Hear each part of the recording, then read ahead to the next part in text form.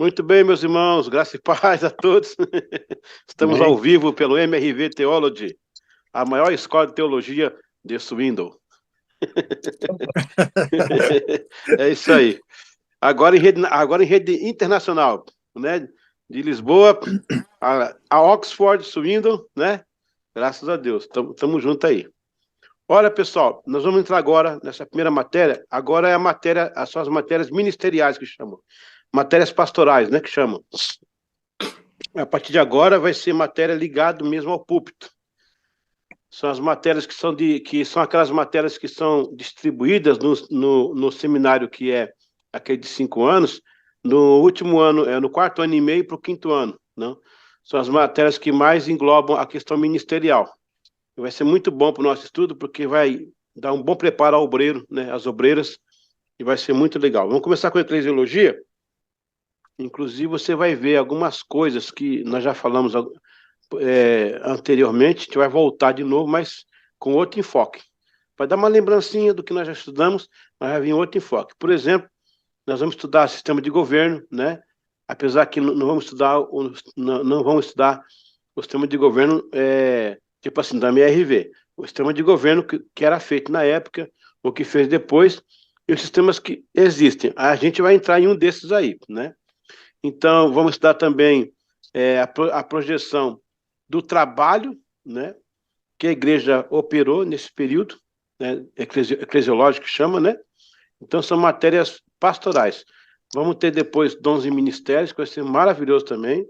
Depois a hermenêutica, a homilética e ética. Eu acho que a última deve ser missiologia, se não me engano. E aí, vamos partir para o abraço, né? Glória a Deus. Então, muito bem, bem-vindo a todos aí. Pastor Cido, obrigado pela sua audiência, né? Nosso general aqui da manifestação aqui. Amém. E o Gilberto tá com o MRV lá na camiseta ali, ó. É. Fiel, né? Fiel. Eu fiquei até envergonhado agora. Eu tenho um crachá, pelo menos, né? Salvei a pátria. Amém. Vamos então lá para o nosso trabalho. Pronto, tá aí. É número 9 já. Rapaz, que bênção, hein? Estamos adiantados, hein? Que bênção, que bênção. A eclesiologia neotestamentária. Aqui, vamos lá.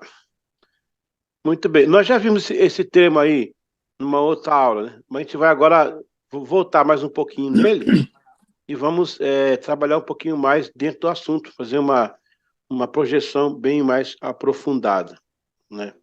Ok. Outra coisa, eu vi lá algumas provas que chegaram já. Eu já vou amanhã tirar um tempo para mim já fazer uma leitura. Essas provas aí não tem certo e errado, a prova é investigativa, né? De você investigar a prova ali. Introdutória. Ok. A etimologia, né, da palavra eclesiologia. Antes mesmo de conhecer a palavra eclesiologia, é necessário observar o grau de maior raiz, que é a palavra eclésia. Essa palavra é importada do grego, na verdade significa assembleia, reunião. No mais profundo vem ek, para fora, eclésia, chamados, né? Ou seja, uma convocação. No Antigo Testamento temos um livro com o vocábulo também Eclesiastes, que seria o mais perto de sabedoria, palavra. E a Septuaginta trouxe para o grego, como Eclesiastes, quer dizer, pertencente a uma assembleia, pregador. Ambos vocábulos são derivados dos verbos ekarlein, forma ek, fora, kalen, clamar, chamar, né? Termos que já estavam em uso muito antes do início do cristianismo. Então, tem um ponto a colocar aí, que a palavra eclesia, ela é uma herança, tipo assim, do grego, né? Não é cristã. Nem a palavra presbítero também não é cristão, nem diácono. Eram palavras já existentes, né, no vernáculo grego. Mas a igreja importou e a igreja cristianizou. Por exemplo, hoje ninguém usa mais falar isso, né? Mas o prefeito seria o presbítero. Os vereadores seriam os diáconos. né? Então, mas hoje é uma expressão bem assim, né, no meio cristão. Vamos para as áreas de atuação. Sendo o livro de Eclesiastes uma sombra ou uma tipologia do complexo de eclesia, ou seja, igreja, convém salientar que no Antigo Testamento, Eclesiastes vem com o vocábulo korleheith, e por ser uma palavra muito ampla em hebraico, ela corresponde a ajuntamento, congregar, reunir-se em grupo. Para ser mais aplicado, no hebraico, kohelet ou kohelet significa aquele que reúne, mas que tradicionalmente é traduzido como professor ou pregador, nas traduções da Bíblia em português. Nota-se, portanto, que o desejo de Deus, mesmo no Antigo Testamento, quanto no Novo, era de agregar, ajuntar, reunir seu povo. Hoje o que chamamos de comunhão, a igreja é o resultado final deste anseio divino em relação a si e ao seu povo. Eu quero chamar a atenção numa coisa aí, nesse texto, nessa Bíblia, nessa tradução também, né? Não só essa, né? Na Strong também, quando Deus, rapaz, interessante, quando Deus chegou para Adão e falou assim, e diz assim o texto, ó, e chamou Deus Adão do meio do jardim, a palavra chamou aí é o correlet, que é também carral, que é convocou, que é chamar. Aí quando Jesus fala lá em Mateus, né? Eu, é, é, como é que é? A minha igreja, como é que chama ali? O texto, esqueci agora. Ah, e as portas do inferno eu edificarei, né? Olha só. Eu edificarei a minha igreja, a minha convocação, a minha eclesia, a minha correlete.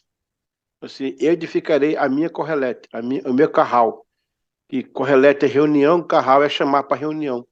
Que vem do carral, vem de clamar, vem do pregar também. Quando você prega, você chama para reunião. Muito interessante isso. Então, o que nós entendemos como obreiros, como obreiras? Né? Que o chamado só aconteceu porque Adão pecou. Se Adão tivesse pecado, não teria chamado. Por isso que você foi chamado, eu fui chamado para pregar, por causa do pecado do homem. O pecado que originou o chamado. E nesse caso aí, né, a palavra eclesia, que o grego, é a palavra correlete que o grego colocou como eclesia. Ok, pessoal? Interessante, né? Vamos lá. Áreas de atuação. Que eu já passei, né? Não, parei aqui. Eu parei aqui no pregador. Anota-se, portanto, não é isso? É português aqui, ó. Isso. Nota-se, portanto, que o desejo de Deus, mesmo no Antigo Testamento quanto no Novo, era de agregar, ajuntar, reunir seu povo. Hoje, o que chamamos de comunhão da igreja é o resultado final deste anseio divino em relação a si e ao seu povo. Também, pessoal, Jesus, há um termo que também lá na Bíblia fala que quando me levantar, atrairei todos a mim, né? Também tá ligado nesse sentido aí também, de atrair. Então, você vai perceber, irmãos, que do Gênesis até a cruz é Deus chamando o povo, né? É Deus chamando o povo à salvação, ao arrependimento. Então, já vem de lá. Então, na verdade, a Bíblia, por toda ela, Deus, quando chamou Adão ali, irmãos, ele estava falando de igreja. Olha só, rapaz, que eu acho que isso é interessante, hein? Pedro, quando ele chama Adão e chamou Deus, né? E Carral Adaham, Adonai Carral Adaham, e chamou Deus, ele estava profetizando já a igreja, rapaz. Então, na verdade, a igreja, ela é a voz de Deus no jardim. É muito lindo isso, né? Que coisa linda. Interessante. Conceito sobre eclesiologia. Como temos observado, a vontade de Deus em agregar os que a ele prestam culto. Veja estas intenções de Deus através da declaração do próprio Filho Jesus. Mas eu, quando for levantado... esse texto que eu estava falando, ó. Mas eu, quando for levantado, atrairei todas as pessoas para mim. João 12, 32. Quem me ajuda aí? Onde é que está aí? Onde é que tá aí o verbo aí? O correlete aí? Onde é que ele se encaixa? Em que verbo aí? Faz exegese do texto aí. Mas quando eu for levantado, atrairei todas as pessoas. Atrairei, né? Atrairei. Não. Chamarei, convocarei. Uhum. Outra coisa, quando eu falar assim, ó, o João fala assim, ó, a palavra está em vós, não é isso? E vós já venceste o maligno. Quando ele fala assim, ó, o que estão ligados a mim, enxertado a mim, é tudo em cima desse verbo aí, ó. É tudo estando nele, arraigado nele, chamado por ele. É tudo em relação a esse para mim, esse é o verbo mais importante da Bíblia. Para mim. Porque ele é um verbo-chave. Ele chaveia o Antigo e o Novo Testamento dentro de uma linguagem só, que era a igreja lá no Éden, que Deus profetizou, e ela vendo sendo cumprida por Jesus, e nesse verbo, não pensando só a igreja como uma instituição, né? Mas como ajuntamento. Que coisa linda, cara, isso aí. Vamos lá. Ah, João 12:32. Vemos também em Êxodo 3:18 mais uma ideia da eclesiologia. E ouvirão a tua voz, e ireis tu e os anciãos de Israel ao rei do Egito, e dir-lhe-eis: o Senhor Deus dos Hebreus encontrou-nos, pois agora deixa-nos ir caminho de 3 dias para o deserto, para que ofereçamos sacrifício ao Senhor nosso Deus. Aonde que essa palavra se encaixa? Em qual verbo aí? Né? O Senhor dos Hebreus encontrou-nos. Ela vai fazer um link exegético com tabernaculou, que é o Deus que habita. Rapaz, veja bem, presta atenção aqui nessa poesia. Adão não estava no Éden com Deus, conversando dia a dia? Então Adão habitava com Deus, certo? Quando Adão pecou, ele saiu da sua presença. Deus manda o verbo carral, vem, né? Chamou. E agora, lá no deserto, Deus está dizendo assim: eu quero me reencontrar com o meu povo. Eu quero tabernacular. Então, esses verbos, eles linkam um ao outro. A intenção de Deus é esse relacionamento. Que coisa linda isso aí. Ontem eu fui orar aqui de madrugada, eu tinha uma listinha para orar para Deus, eu comecei assim, eu comecei a glorificar, eu comecei a adorar, eu não pedi nada ontem. Quando eu vi, já tinha já meia hora, eu tinha que levantar, eu só fiquei naquela, é aquele momento que Deus quer esse encontro, né, cara, esse momento de encontro, esse tabernáculo, tabernaculou, esse carral, né? Ok, Êxodo 3:18. Outra ideia de ajuntamento é expressa em Êxodo 5:1.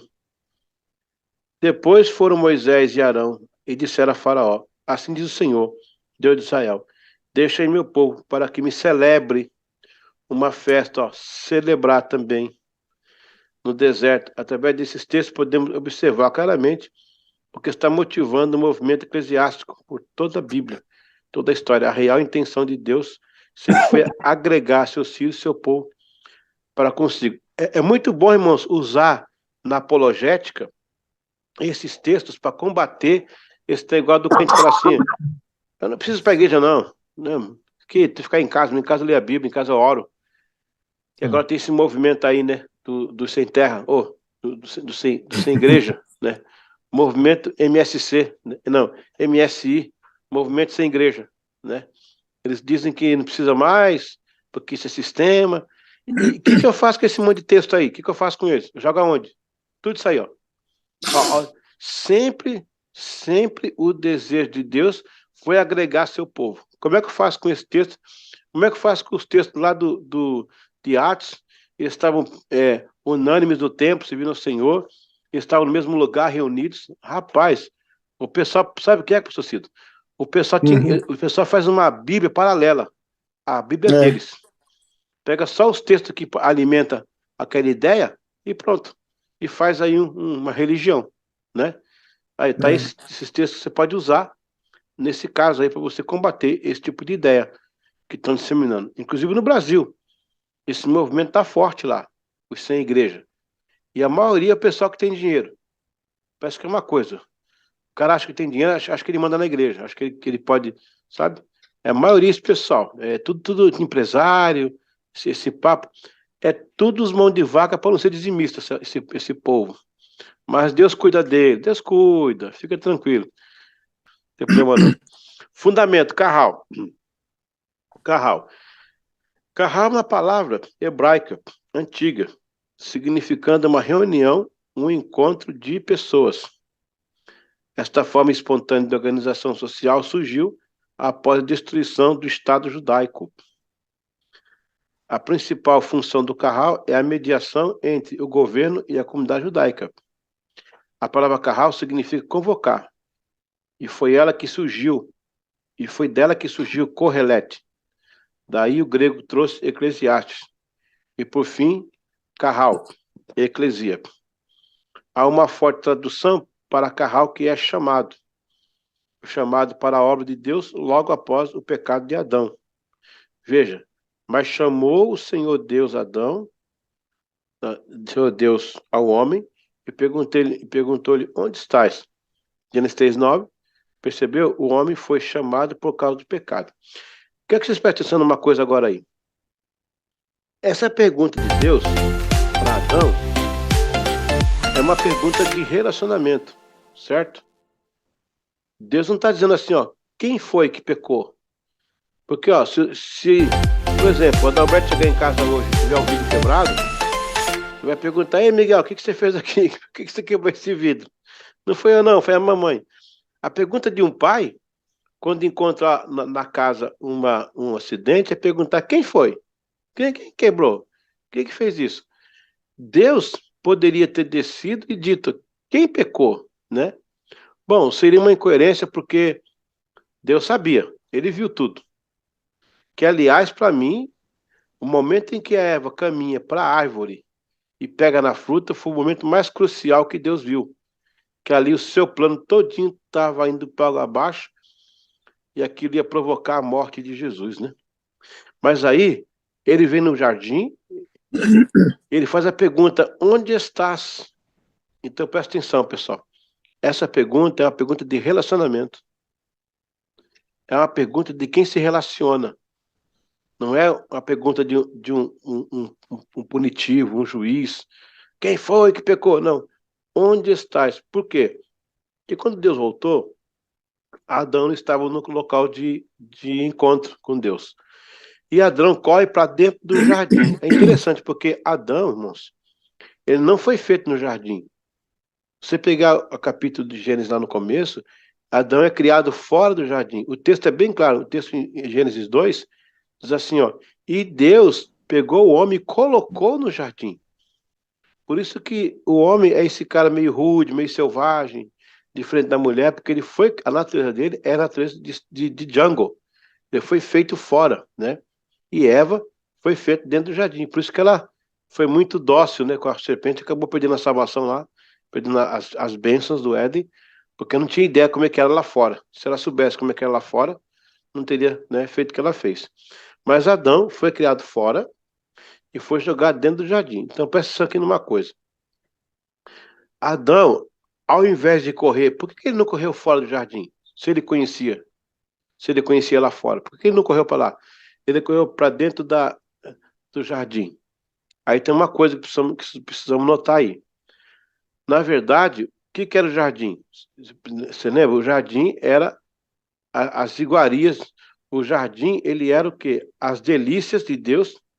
Rapaz, o homem tinha tanta folga que nem aguar a planta ele aguava. Diz a Bíblia que surgia um vapor e aguava. Que negócio lindo. O negócio de esticar a mão, pegava uma fruta, né? Coisa linda. O homem não tinha. Rapaz do céu. É por isso que a gente trabalha com dificuldade, porque nós não fomos criados para trabalhar, né? O projeto principal nosso não é de trabalho. Aí o preguiçoso gosta, né?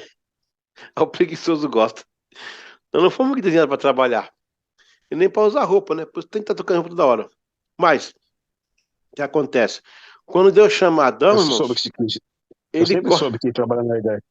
Hã? Eu sempre soube que trabalhar realmente não era. Porque quando o homem peca, Deus fala assim, agora comerá do suor do teu rosto. Agora você se deu mal, né? Até então você estava de boa. Aí o que acontece? Deus chama o homem Aí o homem corre para dentro do jardim. Olha que interessante agora aqui, ó. Olha que interessante. O homem tinha pecado. E quando Deus chama, primeira coisa, ele não corre para a selva, e ele não corre para Deus, ele corre para o jardim. Porque o jardim tinha comida, tinha fruto, tinha água. O homem peca, e ao invés de correr para Deus, ele corre para o ministério que Deus deu para ele. E Deus deu para o cara o dom da palavra, o dom do louvor, do ensino, o dom. O que Deus dá, ele não tira. E você vê muitas vezes no Brasil, o cara está em pecado, mas ele está lá no ministério fazendo as coisas porque ele está no jardim. Ele está usando os frutos que Deus deu para ele. Mas, na verdade, ele tinha que correr para Deus, não era para os frutos. Então, quando há o pecado, olha, isso é muito profundo, hein? Não é para a gente correr para os nossos frutos, esconder nos nossos dons. Por exemplo, o presidente Fernando Collor, ele dava um discurso que eu chorava.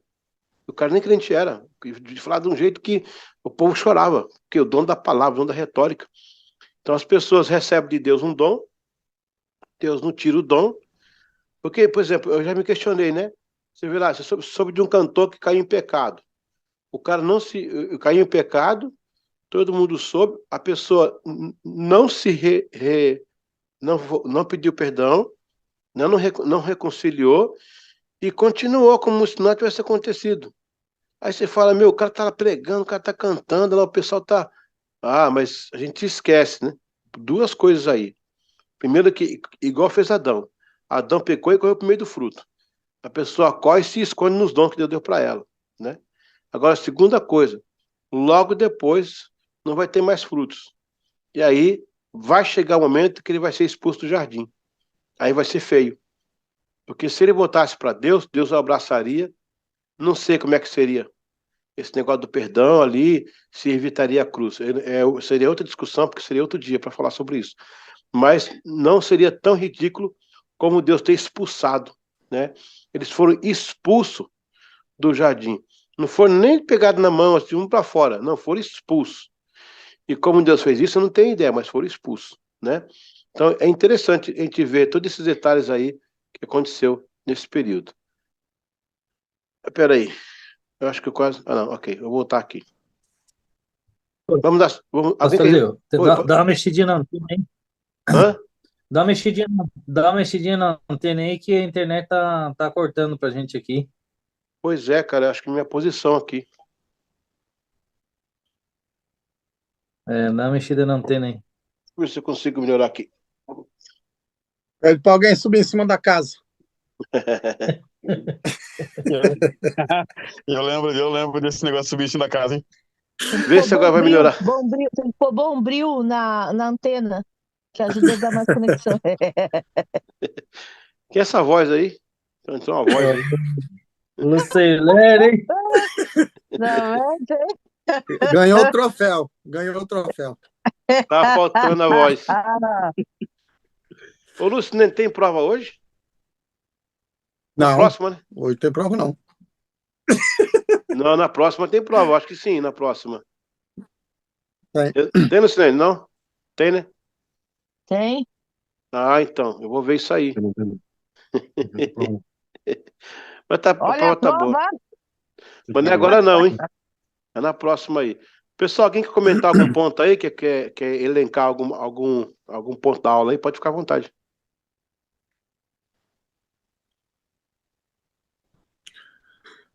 Não, tá bom. Tá tranquilo, pastor. Tô pegando. Se o senhor falou, tá entendendo. Não, aí. Tá bem. Amém. Então, vamos partir para a próxima, então. Para a próxima.